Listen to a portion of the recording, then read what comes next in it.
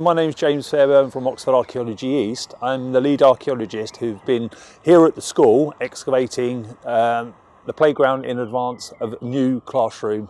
On the playground behind me we found some excellent Roman archaeology. I'm here just to explain exactly what we found, tell you about the forum, tell you about the things that the Romans were likely to have been doing here, and tell you a little bit about what we do as archaeologists.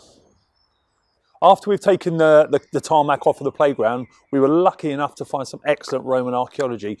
And excitedly, what we have found is the Roman basilica inside the forum and inside the portico. This would have been the start of the basilica and forum proper. It's made out of concrete, just like our modern concrete, and it's called opuscentisium. This material is absolutely solid. It goes down 1.5 meters, and we could probably build off of this today and it would be absolutely perfect for even for a modern building.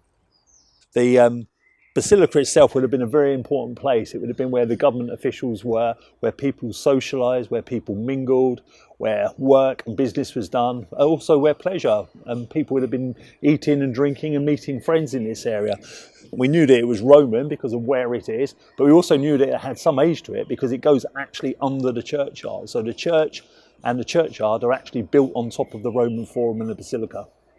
This area in front of me is an example of a late Roman floor or even early post-Roman floor. The reason it's exciting is that not much is known about the period after the Romans in St Albans. One thing that we did notice about it is it slopes away, and that's the reason for that is there's a ditch underneath this and everything is collapsing into that ditch. It's sort of a subsidence. It has been repaired. People have tried to repair it, and just in front of me here is a nice piece of architectural stone. That will be removed and we'll send it off to a specialist to have a look at. So that again may be good dating evidence for us. The tiles in the floor themselves are very rudimentary laid. They're in a haphazard fashion, which tells us it isn't part of the original portico, because the floor in this area would have been quite grand and tiled and really nicely made. This has been laid down almost as a temporary floor surface. So again, that's what makes us think that this is late Roman or even early post-Roman. Right, I'm actually in the entranceway to the basilica and the forum here. This is the colonnade pad. This is where the column would have reached for the entranceway. So this is again a very important area. People would have walked through here, would have mingled here. Traffic would have come through here. It would have been quite an amazing sight. It would have had a big red roof on top, white walls. Now the interesting thing that we have found out, and only just at the end of the excavation, is that this column pad, although it's large, would have been twice the size. The area that I'm standing on is an area which has been robbed out. And what we mean by robbed out is that the stone, the usable stone, has been removed. In St Albans, there isn't any natural stone that they could use for building. So most of the Roman buildings were brick. And that brick can still be seen in the abbey walls, in the abbey tower, even in the church behind me. So this colonnade would have been much larger than we previously thought, which again, makes the whole thing much grander. This wall would have had columns on too. So we know now that this would have been a really impressive structure. We excavated the wall, not expecting to find quite as much as we did, and we've even found colonnade and column bases on the wall. This one here is probably the best preserved one. We think that partly these were flat to one side and concave on the outside. So from a distance, they look like whole columns. Within the colonnade, they look like flat, rendered pillars. When we discovered the wall in the playground here under St Michael's, one thing that we didn't know at the time, that this area had partially been excavated out already in 1955. An archaeologist, who was a very famous archaeologist of his time called Shepherd Frere, oversaw an excavation here. Now the interesting thing and the exciting thing about that excavation is they actually found the stones which are in the museum now, the inscription stones to St Albans and to the forum are now in the museum, but they were found very close to where I am here. The wall here is the exact spot that the excavation in 1955 stopped. We know that because there are no stones in front of me here. The rubbly area, which is here, is collapsed from this wall. It just means the walls tumble down. Here there's no collapse at all, which means that this area has been excavated and has been cleaned. So we know that the 1955 excavation actually stopped here.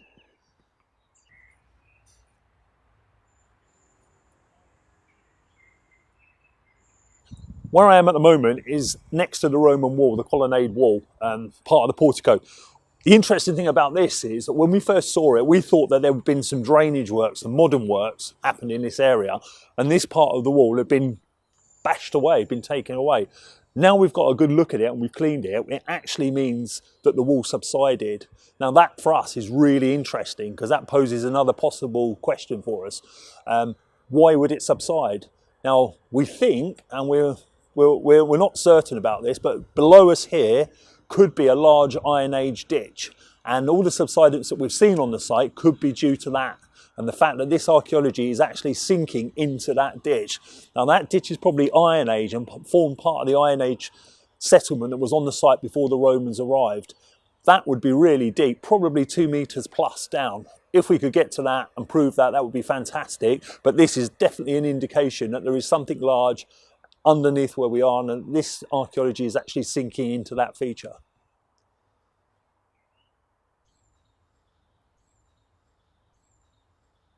This rough area of stone sitting on top of this lovely light brown material is the collapse from the wall, which is behind me.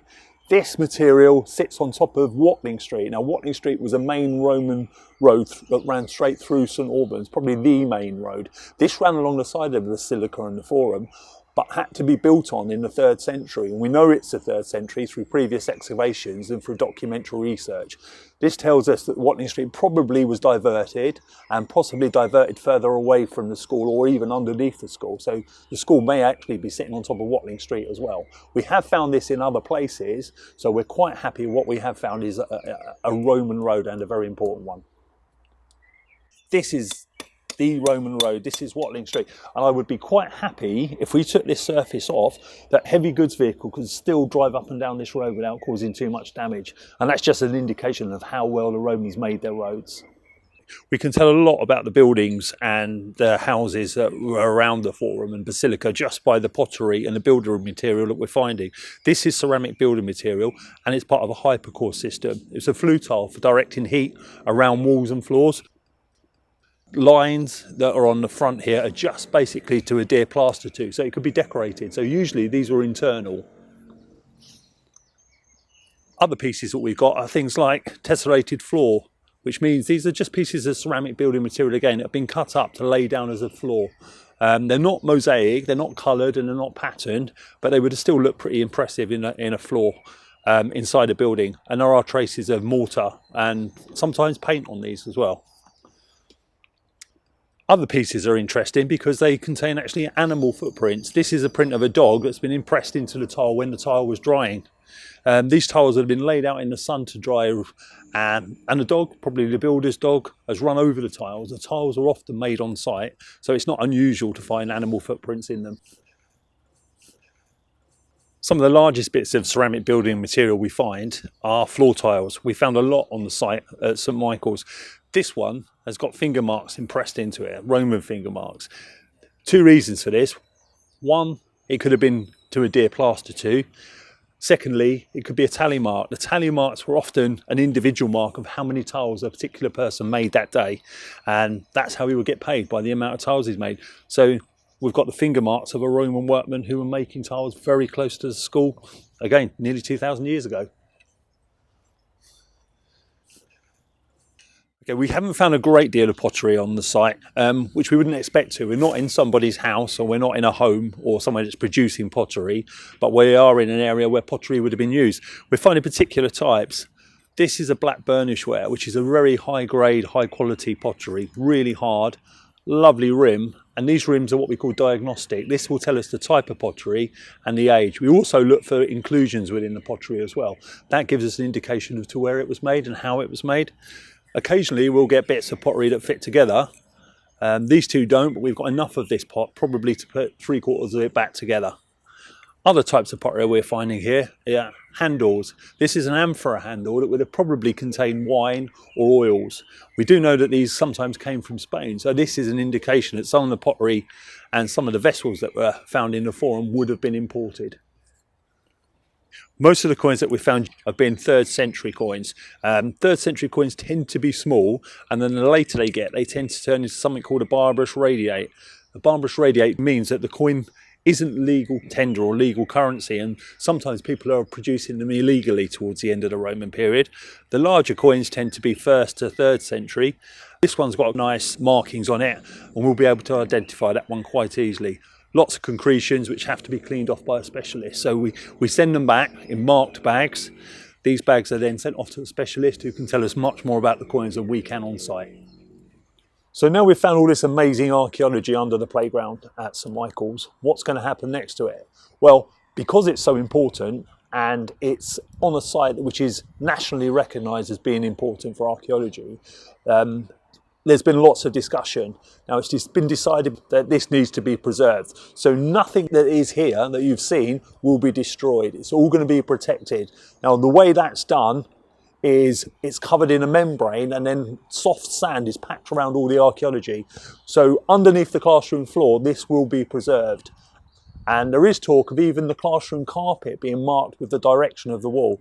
Now for us, that's really good and a fantastic way to end the project, because we want to leave archaeology in a condition that it's there for future generations.